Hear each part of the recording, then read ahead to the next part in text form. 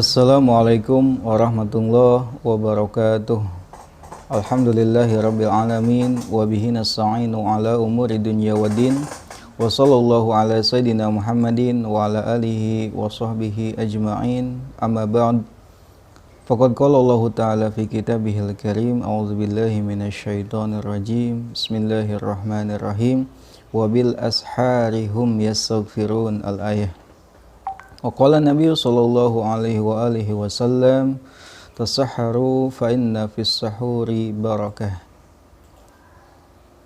Alhamdulillah, kita telah masuk di bulan Ramadan, bulan yang penuh mulia, bulan yang penuh rahmat, bulan yang penuh ampunan, dan bulan yang penuh berkah. Bulan Ramadan adalah bulan yang penuh dengan kemuliaan dan keberkahan, karena di dalamnya terdapat syariat Islam, yaitu puasa Ramadan. Puasa Ramadan adalah puasa yang khusus disyariatkan untuk umatnya Nabi Muhammad SAW, tidak kepada umat sebelumnya, meskipun umat sebelumnya pun disyariatkan untuk berpuasa.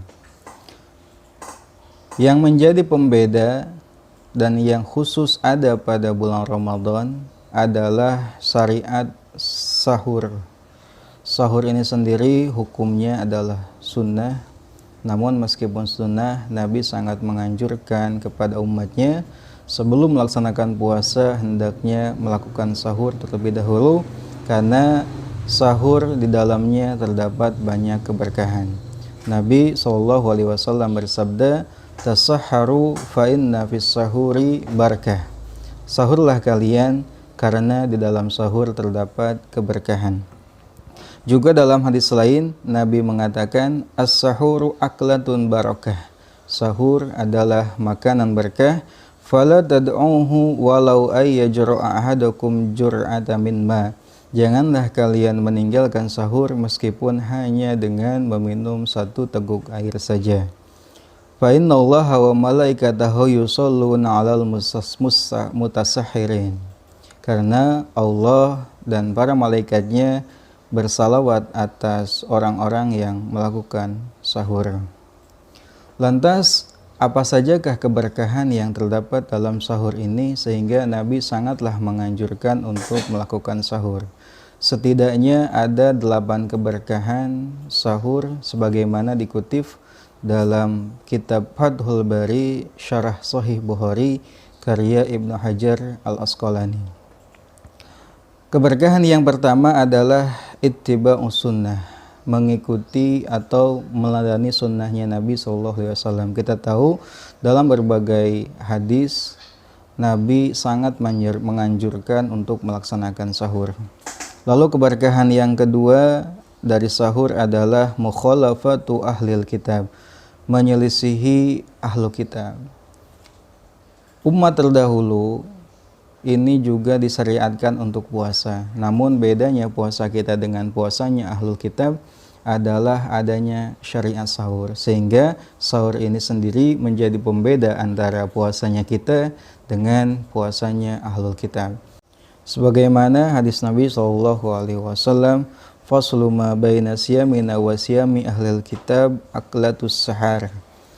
Pembeda antara puasanya kita dengan puasanya ahlul kitab adalah sahur. Lalu yang ketiga dari keberkahan sahur adalah wataqawi bihi alal ibadah, menguatkan badan, menguatkan tubuh untuk melaksanakan ibadah. Kita tahu puasa merupakan aktivitas fisik yang perlu adanya fisik yang prima dan kuat.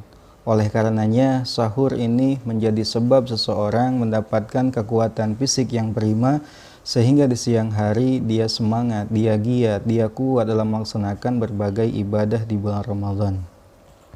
Lalu yang ketiga, yang keempat adalah az-ziyadah fin nasyat, menambah semangat dalam beribadah. Kalaulah misalkan kita tidak sahur, tubuh akan lemah, tubuh akan lesu, lalu semangat untuk melaksanakan ibadah pun akan berkurang. Semangat akan melaksanakan ketaatan pun akan tidak maksimal, sehingga sahur akan menambah semangat kita dalam melaksanakan ibadah-ibadah di siang hari Ramadan. Lalu yang kelima adalah mudafa'atu su'il khuluqi alladhi yusiruhul ju'. Keberkahan dari sahur yang selanjutnya adalah sahur ini akan menghindarkan perilaku buruk akibat rasa lapar. Ketika seorang perutnya mengalami rasa lapar, terkadang akan menimbulkan keburukan-keburukan. Kita tahu banyak perilaku kejahatan yang ditimbulkan oleh rasa lapar perut. Ketika ada seorang yang mencuri, ditanya, "Kenapa kamu mencuri?" "Saya lapar." Ketika ada orang yang mengambil hak orang lain, ketika ditanya, "Kenapa kamu berbuat demikian?" Dia jawab, "Saya lapar." Sehingga dengan sahur kita akan terhindar dari perilaku-perilaku buruk yang disebabkan oleh adanya rasa lapar. Lalu yang selanjutnya adalah watasabubu bisodakoh ala man yas'alu idzaka au yajtami'u ma'ahu alal akli. Keberkahan selanjutnya yang terdapat dalam puasa adalah menjadi sarana untuk sedekah bagi orang yang membutuhkan makanan dan juga bisa menjadi sarana untuk makan berjamaah. Sehingga sahur ini menjadi salah satu amal kebaikan, diantaranya adalah menjadi sebab kita melakukan sedekah terutama bagi orang-orang yang membutuhkan makanan untuk bersahur. Lalu keberkahan yang selanjutnya dari sahur adalah wattasabubu lidzikri waddu'a waqta madhinnatil ijabah, menjadi sebab pintu untuk berzikir, berdoa pada waktu yang berpotensi untuk ijabah. Kita tahu waktu sahur adalah waktu yang penuh berkah, waktu di mana ketika kita berdoa, doa kita akan diijabah oleh Allah Subhanahu wa taala. Oleh karenanya, orang yang sahur sedikit atau banyaknya dia pasti melafalkan doa, beristighfar ataupun berzikir kepada Allah pada saat dia sahur. Lalu yang terakhir, keberkahan dari sahur itu sendiri adalah wa tadaruku niyatis shaum liman aghfalaha qabla ayyanam, merevisi niat puasa bagi orang yang lupa untuk niat sebelum ia tidur. Artinya bagi orang yang sebelum tidur ia lupa melaksanakan niat atau setelahnya tarawih dia tidak niat, maka waktu sahur adalah waktu di mana seorang masih bisa melaksanakan niat. Kita tahu niat puasa adalah salah satu dari rukun puasa yang wajib untuk dilakukan. Artinya ketika seorang puasa namun pada malam hari dia tidak melaksanakan niat, maka puasanya dihukumi tidaklah sah.